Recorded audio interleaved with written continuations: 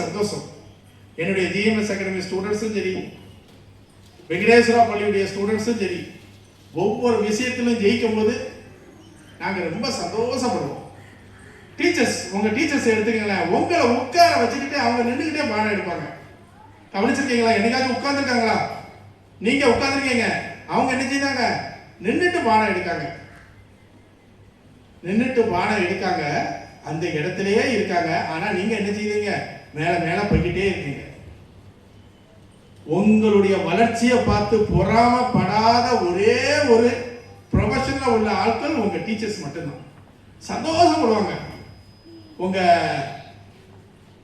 ரிலேஷன்ல உள்ளவங்க கூட பொறாமப்படலாம், உங்க ஃப்ரெண்ட்ஸ் பொறாமப்படலாம். ஆனா டீச்சர்ஸ் வந்து ரொம்ப சந்தோஷப்படுவாங்க. என் பையன், என் புள்ள இன்னைக்கு இவ்வளவு பெரிய இதுல இருக்கான், ஆர்டிஓவா இருக்கான், சப் கலெக்டரா இருக்கான், டிஎஸ்பியா இருக்கான் அப்படின்னு சந்தோஷப்படக்கூடிய ஒரு முக்கியமான ப்ரொஃபஷன்ல இன்னைக்கு எங்க டீச்சர்ஸ் எல்லாருமே இருக்காங்க. கடுமையா ஒர்க் பண்ணுதாங்க. ரொம்ப சந்தோஷமா இருக்கு. மறுபடியும் சொல்லுங்க, ஜனனி மாதிரி நீங்க எல்லாருமே முன்னேறணும், பெரிய ஆளா ஆகணும், இந்த ஸ்டேஜில் ஏறணும், இந்த ஸ்டேஜில் பேசணும்.